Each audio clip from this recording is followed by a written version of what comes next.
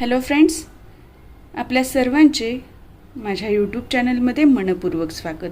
आजच्या व्हिडिओमध्ये आपण बघणार आहोत मराठी भाषेचा अधिष्ठान अभ्यासक्रम, ज्याचा कोड आहे मराठी 102 मराठी 101, जे BA फर्स्ट इयर आणि BCom फर्स्ट इयरला कॉमन आहे. ठीक आहे. आता तुमचा जो मराठी भाषेचा अभ्यासक्रम आहे त्यामधला जो तिसरं पुस्तक आहे भाषिक सृजनशीलता स्वरूप आणि प्रकार, त्यामधला पहिला चॅप्टर मी घेते आहे सृजनशीलता अर्थ व स्वरूप.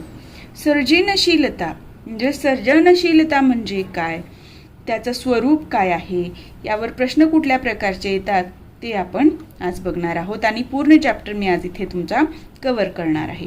तर सर्जनशीलता म्हणजे काय ते सांगून सर्जनशीलतेचे स्वरूप स्पष्ट करा. सर्जनशीलता हा जो शब्द निर्माण झाला तो झालेला आहे संस्कृतमधील सृज या शब्दापासून. सृज हा काय आहे, एक धातू आहे. आता सृज म्हणजे काय तर निर्माण करणे. म्हणजे सृजनशीलता हा जो शब्द निर्माण झाला तो सृज या धातूपासून तयार झाला आणि त्याचं मीनिंग काय आहे, अर्थ काय आहे, निर्माण करणे.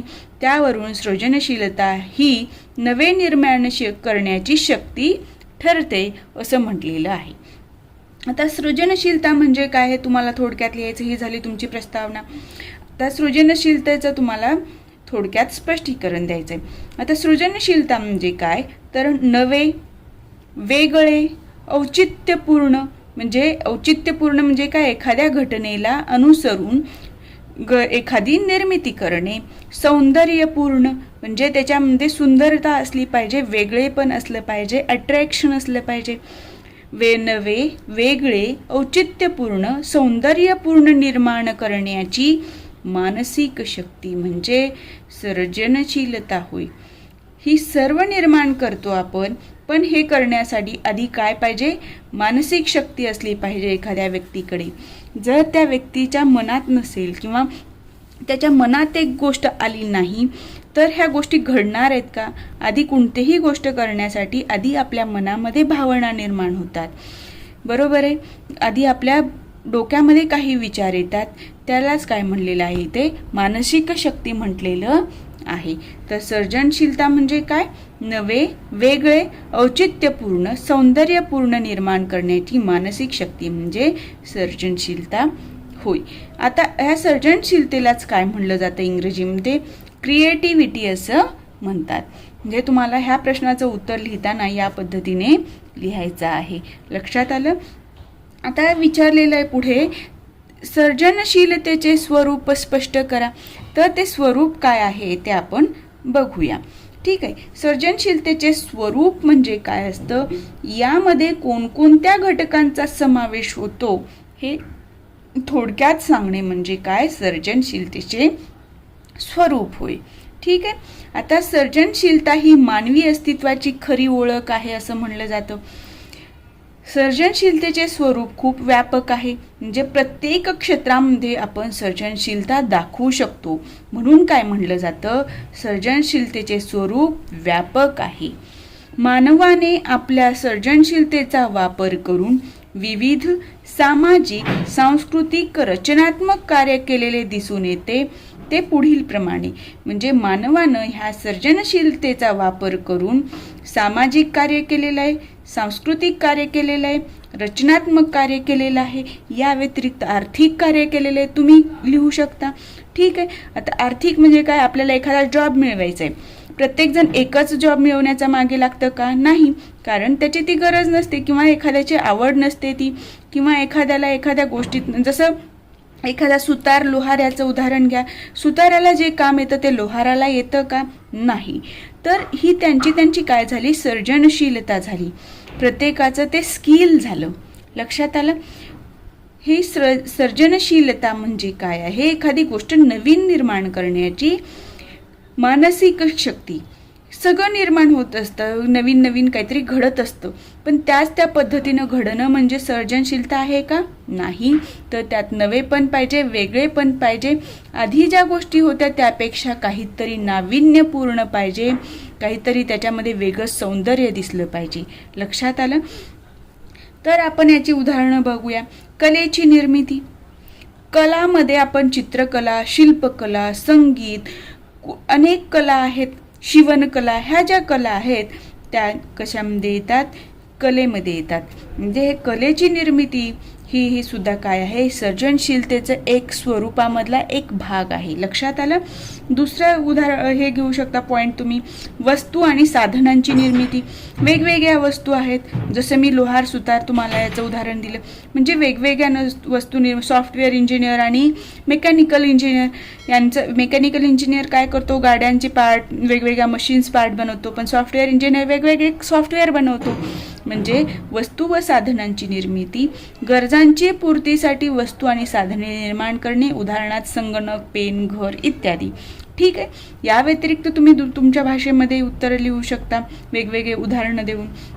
तिसरा पॉईंट घेऊ शकतो आपण, विविध सामाजिक संस्थांची निर्मिती. सामाजिक संस्था म्हणजे कुठल्या संस्था? तर कुटुंब आहे, समाज आहे. आपण म्हणतो आमच्या समाजामध्ये चालत नाही, म्हणजे तुझा समाज कुठला? आणि म्हणजे जसं वेगवेगळे समाज, तुझ्या समाजात चालत नाही, माझ्या समाजात चालत नाही. म्हणजे हे समाज ही सुद्धा प्रत्येकाची वेगवेगळी गोष्ट आहे. लक्षात आलं? ते कोण केलेलं आहे? मानवानं निर्माण केलेलं आहे.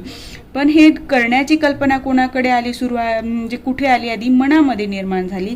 म्हणजे हे सर्जनशीलतेने निर्माण झालेली गोष्ट आहे. लक्षात आलं? सामाजिक संस्था, वेगवेगळ्या सामाजिक संस्था ज्या आहेत त्या, सांस्कृतिक संस्था, शासन संस्था यांची निर्मिती ही मानवाच्या किंवा मनुष्य मात्राच्या सर्जनशीलतेचीच खूण आहे. इतर प्राणीमात्रांनी अशी आयुधी किंवा संस्कृती निर्माण केलेली नाही. जसं हे कला, वस्तू आणि साधनांची निर्मिती, विविध सामाजिक संस्थांची निर्मिती, हे सर्व मानवानं निर्माण केलेलं आहे. बरोबर आहे. आयुधे म्हणजे काय असतं? शब्द जो वापरला ते साधने किंवा शस्त्र यासाठी वापरला जातो. आणि संस्कृती हे सगळं जे काही निर्माण केलं आपण उत्तरात बघितलं ते काय? मानवानं निर्माण केलेलं आहे. प्राण्यांनी कुठलं निर्माण केलेलं आहे का? नाही. ठीक आहे. आता पुढे काय लिहायचं आहे बघा. हे झाले उदाहरणं. या व्यतिरिक्त तुम्ही दुसरी उदाहरणं ॲड करू शकता. ठीक आहे. आता तुम्हाला याचं कन्क्ल्युजन करायचं आहे त्या उत्तराचं. तर अशा प्रकारे कशाच्या तरी निर्मितीसाठी माणूस सतत उत्सुक असतो. म्हणजे अशा प्रकारे कशाच्या तरी निर्मितीसाठी म्हणजे काय? कोणती तरी नवीन गोष्ट निर्माण करायची आहे मानवाला. एखाद्याला वाटतं की मी एखादी मशीन निर्माण करेन, एखाद्याला वाटतं की मी शेतात ह्या वर्षी हे पिकवलं, दुसऱ्या वर्षी हे पिकवीन, एखाद्याला वाटतं की नाही शेतात ह्या पद्धतीने मी पाणी दिलं होतं तर उत्पन्न निघालं नव्हतं, पण पाणी कमी पडलं, किंवा पाणी माझ्याकडे साठा कमी आहे पण मला ह्या विहिरीतलं पाणी एवढे महिने माझ्या पिकासाठी पुरवायचे. म्हणजे तो त्याच्या सर्जनशीलतेचा वापर करून त्याची उपजीविका भागवण्यासाठी वेगवेगळ्या पद्धतीने त्याचा उपयोग करतो, पीक निर्माण करतो. ही सुद्धा सर्जनशीलताच आहे एक प्रकारची. लक्षात आलं? तर अशा प्रकारे कशाच्या तरी निर्मितीसाठी माणूस सतत उत्सुक असतो. नाविन्याची व नवनिर्मितीची ओढ असल्यामुळेच मनुष्य निर्मित संस्कृती, धर्म सुद्धा मानवाने निर्माण केलेले आहे. बरोबर आहे. कला, विज्ञान, तंत्रज्ञान, विज्ञानाचं जे डेव्हलपमेंट झालं, विज्ञान काय आहे? विज्ञानामध्ये वेगवेगळे प्रयोग हे मानवच करतो. बरोबर आहे. म्हणजे ती मानवाची सर्जनशीलता आहे. शासन संस्था, लोकशाही, परत हुकुमशाही, ह्या ज्या वेगवेगळ्या पद्धतीच्या संस्था आहेत त्या प्रशासन संस्थेमध्ये लोकसभा, राज्यसभा, विधानसभा, विधिमंडळ, ह्या ज्या संस्था आहेत त्या शासन संस्था, ह्या सुद्धा रचना कोणी केल्या? आपल्या सोयीच्या जाव्या म्हणून मानवाने रचना केलेल्या आहेत ह्या गोष्टींच्या. बरोबर आहे. म्हणजे यांना आकार मिळाला व माणूस आणि त्यांच्या संस्कृतीचा विकास घडून आला. म्हणजे मानवानेही जे सृजनशीलतेचा वापर करून वेगवेगळ्या पद्धतीने त्याचा वापर केला आणि मनुष्य जीवन सुखकर करण्यासाठी, एक नियमबद्ध जीवन जगण्यासाठी त्याचा उपयोग केला आणि त्यातनं काय झालं? संस्कृती निर्माण झाली, तिचा विकास झाला. लक्षात आलं? थोडक्यात सर्जनशीलता ही मूलभूत प्रेरणा असून तीच माणसाला जगवते आणि वाढवते. लक्षात आलं? आणि या वाक्यावर सुद्धा तुम्हाला प्रश्न येऊ शकतो जर कॉम्प्लिकेटेड विचारायचं म्हटलं तर.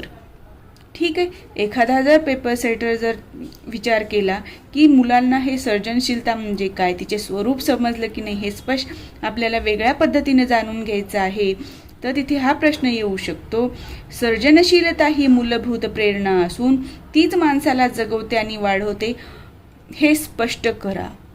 थोडक्यात स्पष्ट करा. तर त्याचं सुद्धा उत्तर लिहिताना तुम्हाला मी जे आत्ता प्रश्न तुम्हाला उत्तर दिलेलं आहे, सांगितलेलं आहे, तेच उत्तर जसंच्या तसं लिहिला तरी चालेल.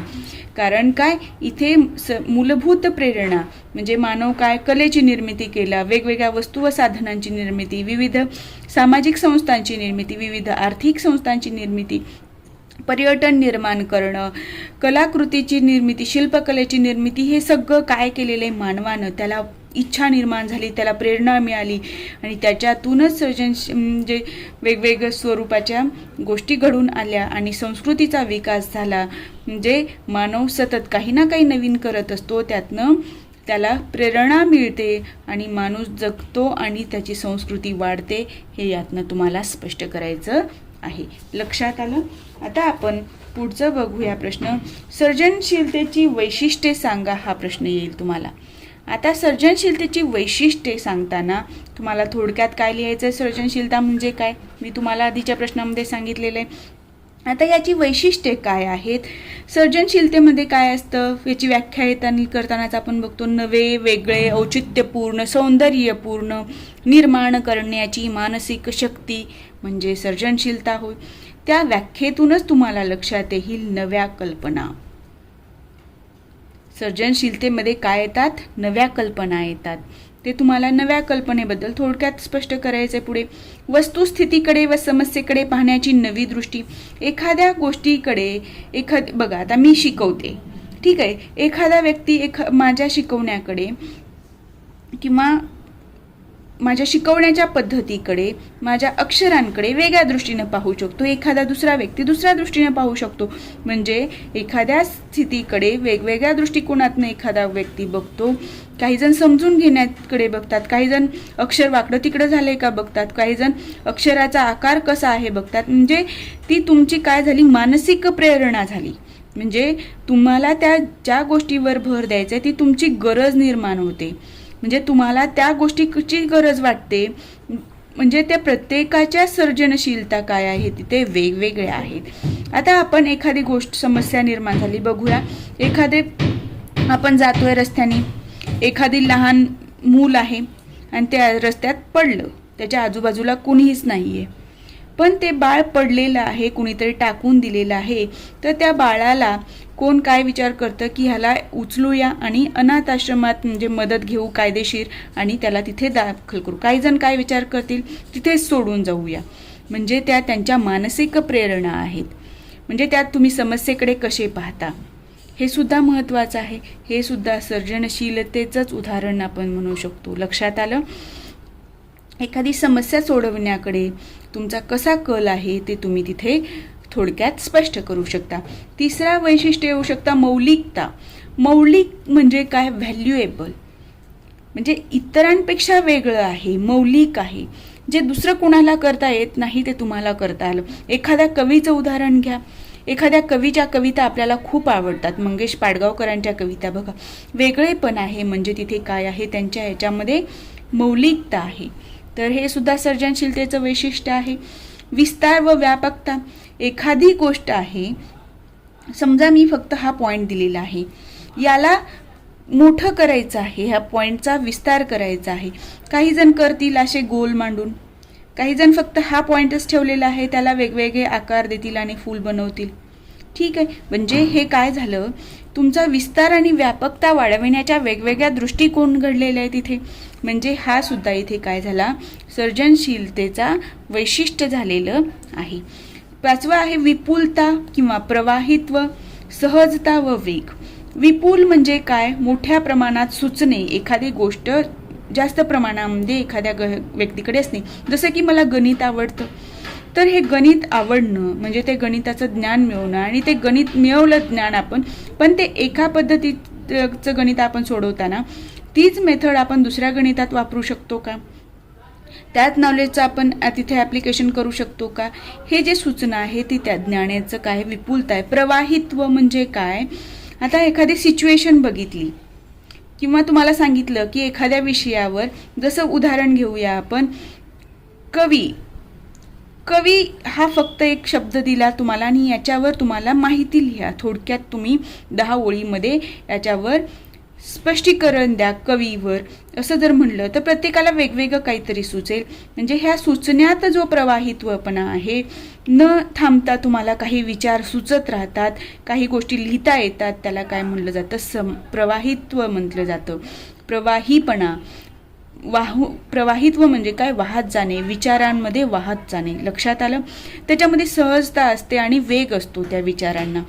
तर 6वं वैशिष्ट्य आपण सांगू शकतो लवचिकता आणि विविधता. लवचिकता म्हणजे काय? त्याला मोल्ड म्हणजे ह्याच पद्धतीने ठामपणे याच पद्धतीने विचार करावा असं नाही, तर त्याच्यामध्ये वेगळेपण येऊ शकतं, विविधता येऊ शकते. तर सर्जनशीलतेची वैशिष्ट्ये सांगा असं जर प्रश्न आला तुम्हाला, तर तिथे सर्जनशीलता म्हणजे काय सांगायचं आहे आणि सर्जनशीलतेची वैशिष्ट्ये काय आहेत? नव्या कल्पना, थोडक्यात लिहायचं 2-2 ओळीमध्ये यांचं स्पष्टीकरण, वस्तुस्थितीकडे व समस्येकडे पाहण्याची नवी दृष्टी, मौलिकता, विस्तार, व्यापकता, विपुलता किंवा प्रवाहित्व, लवचिकता किंवा विविधता, ही झाली सर्जनशीलतेची वैशिष्ट्ये. लक्षात आलं? आता आपण पुढच्या प्रश्नाकडे वळूया. सर्जनशीलतेचे घटक कोणते घटक असतात ते सोदाहरण सांगा. सोदाहरण म्हणजे उदाहरणासह सांगा असं म्हटलेलं आहे. किंवा प्रश्न आलेला आहे तुम्हाला काही वेळेला, सर्जनशीलतेच्या घटकांची यादी थोडक्यात लिहा. लक्षात आलं? आणि ही घटकांची यादी किंवा हे घटक, हे दोन्ही प्रश्न कुठल्याही पद्धतीने तुम्हाला विचारू शकतात. दोन्ही प्रश्नाचं उत्तर तुम्हाला याच पद्धतीने लिहायचं आहे, जे मी तुम्हाला पुढे सांगणार आहे. आता सर्जनशीलता म्हणजे काय हे प्रस्तावना लिहायची तुम्हाला. सर्जनशीलता म्हणजे नवनिर्माण, कल्पकतापूर्ण असे नवे संघटन, नवी रचना, नवा प्रयोग होय. म्हणजे तुम्हाला सर्जनशीलतेची मी सांगितलेली एक आधीची हे करा किंवा त्याच्यामध्ये अजून शब्द ॲड करून लिहा. नवनिर्माण, कल्पकतापूर्ण असे नवे संघटन, नवी रचना, नवा प्रयोग होय. तुम्ही कुठल्याही पद्धतीने सर्जनशीलतेची व्याख्या करू शकता. असं स्पेसिफिक आपण मांडू शकत नाही की ही व्याख्या म्हणजेच परफेक्ट व्याख्या. लक्षात आलं? कारण तिथे सर्जनशीलता आहे. तुम्ही तुमच्या स्वतःच्या भाषेमध्ये त्याचं डेव्हलपमेंट करू शकता त्या व्याख्येचं. आता सर्जनशीलतेची घटकांगे खालीलप्रमाणे. घटक अंगे ह्या दोन्ही शब्दांचा मिळून शब्द एकत्र बनवला घटकांगे. ठीक आहे, ह्याचे घटक कोणते तर बघा, जी वैशिष्ट्ये आहेत तीच कमी जास्त प्रमाणामध्ये सर्जनशीलतेचे घटकसुद्धा आहेत. तर विपुलता किंवा प्रवाहित्व, त्याचं स्पष्टीकरण असं लिहायचं आहे तुम्हाला. कोणत्याही वस्तूच्या, व्यक्तीच्या व घटनेच्या, परिस्थितीच्या किंवा विषयाच्या संदर्भात अधिकाधिक कल्पना किंवा विचार सुचविण्याची क्षमता म्हणजे विपुलता किंवा प्रवाहित्व होय. म्हणजे एखादी घटना आहे, व्यक्ती आहे, परिस्थिती आहे, त्याच्या संदर्भात काय अधिकाधिक कल्पना सुचणे किंवा विचार सुचण्याची क्षमता म्हणजे विपुलता किंवा प्रवाहित्व होय. उदाहरण घ्यायचं झालं तर उदाहरणासह विचारलेले म्हणून उदाहरण घ्या.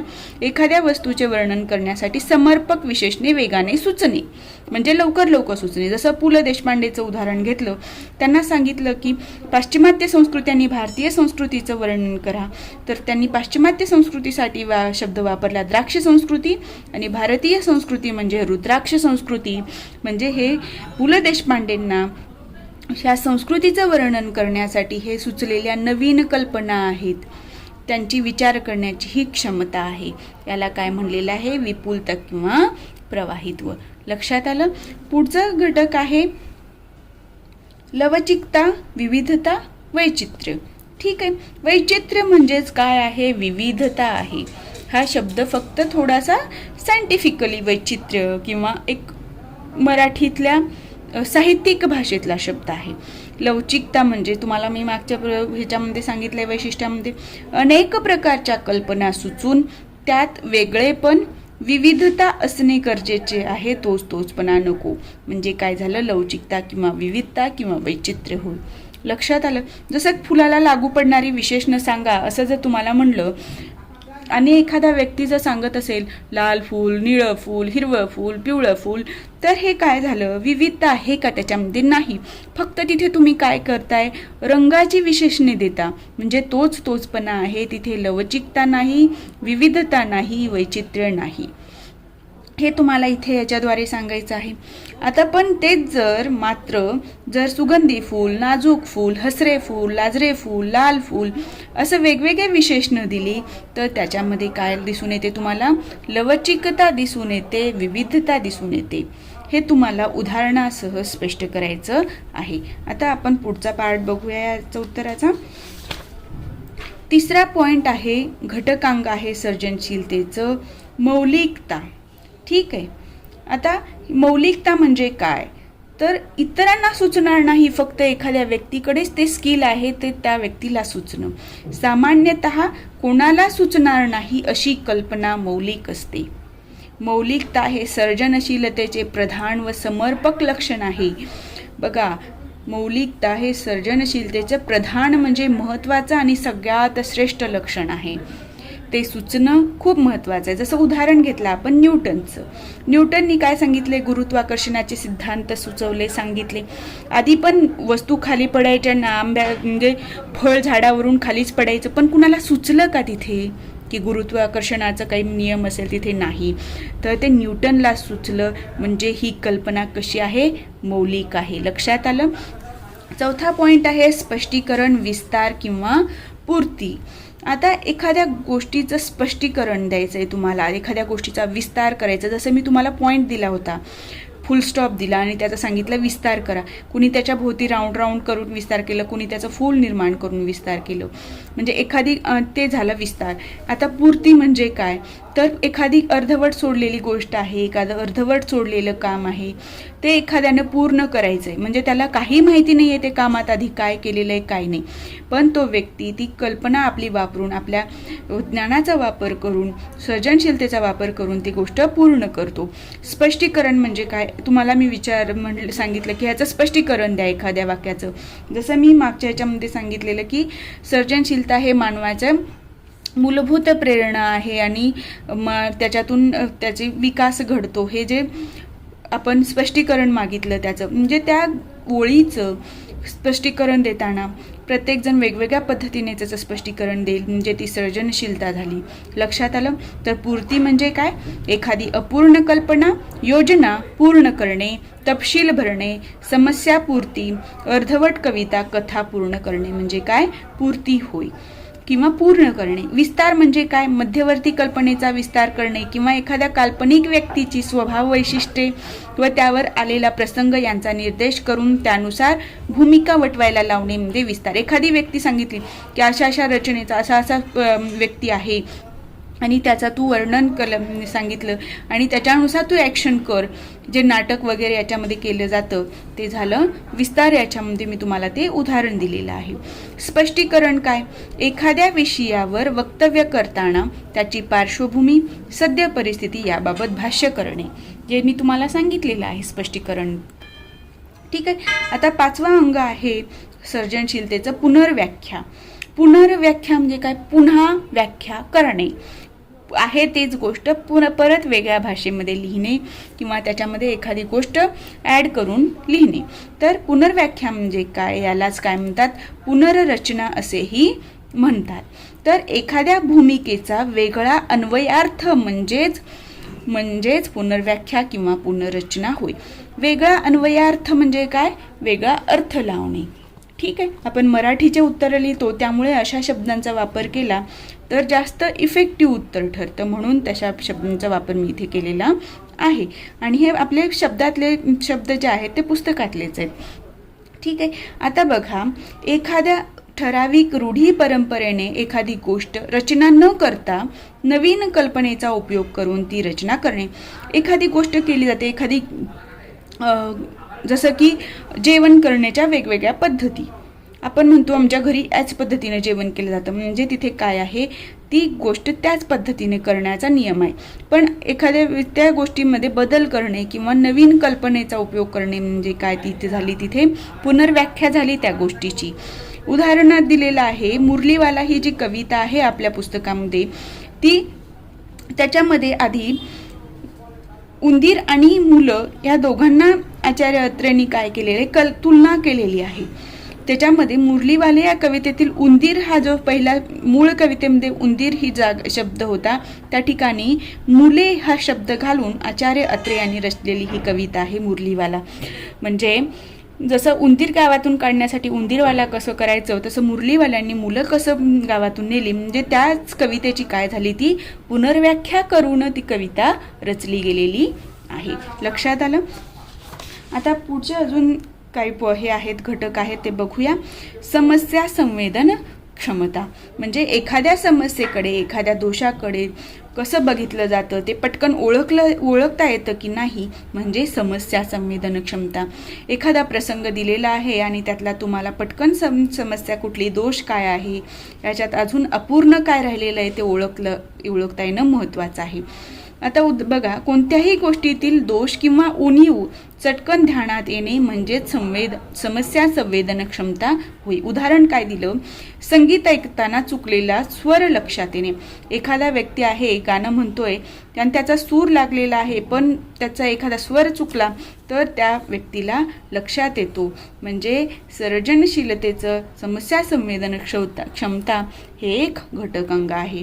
7वा पॉइंट आहे विशिष्टाचे सामान्यीकरण करण्याची क्षमता.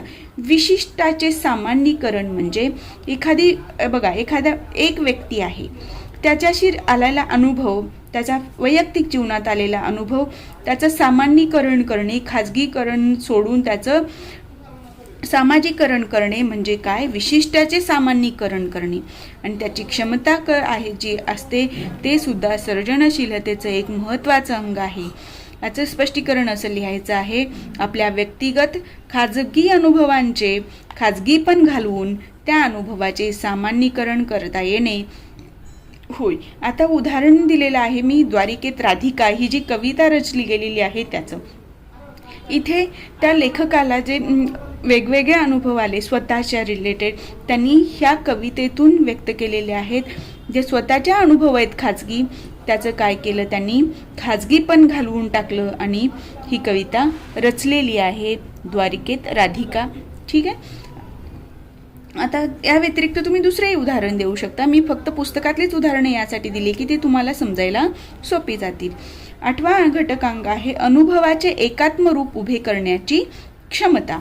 अनुभवाचे एकात्म रूप उभे म्हणजे जे काही अनुभव आलेले आहेत आपल्याला एकात्म रूप म्हणजे काय एकत्र बांधून एकच घटना प्रसंग निर्माण करून.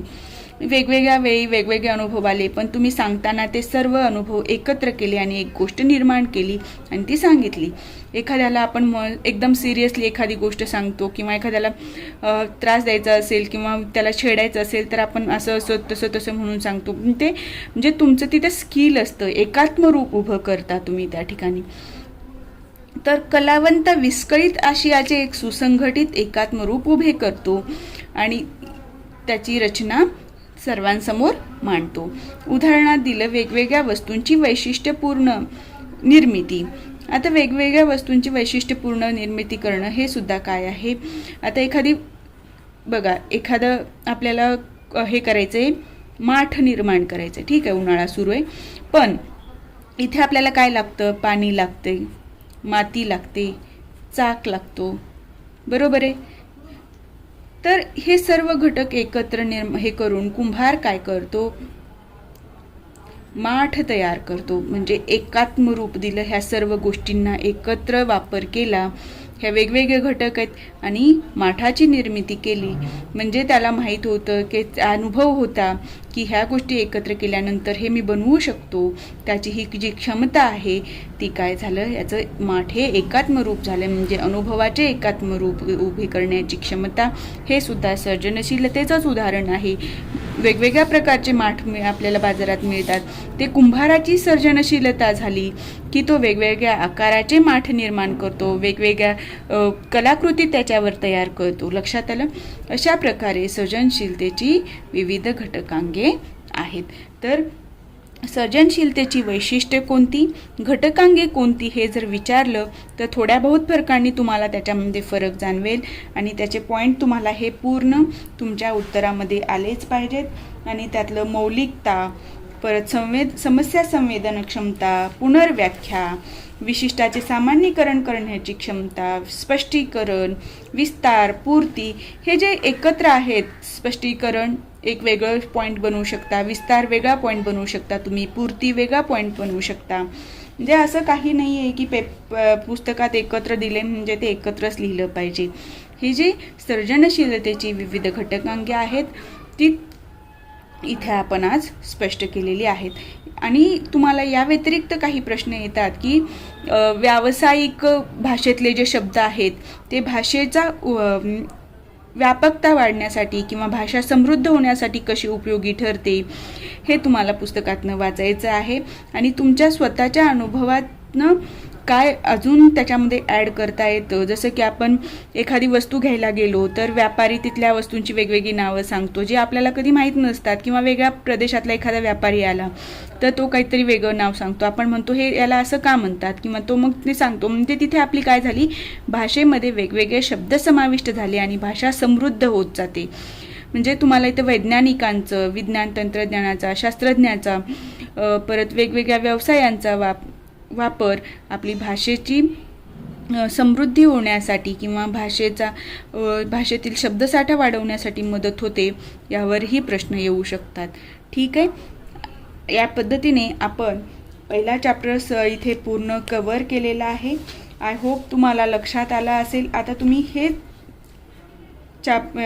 व्हिडिओ बघितला आणि एक वेळा पुस्तक वाचलं की यावर आधारित कुठल्याही प्रकारचा जर प्रश्न तुम्हाला आला तर नक्कीच तुम्ही व्यवस्थित उत्तर लिहू शकता.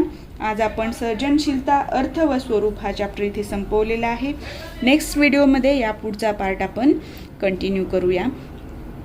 ठीक आहे, आज आपण इथेच थांबू. तुम्हाला जर माझा व्हिडिओ आवडला असेल तर व्हिडिओला लाईक करा. चॅनलवर नवीन असाल तर चॅनलला सबस्क्राईब करायला विसरू नका.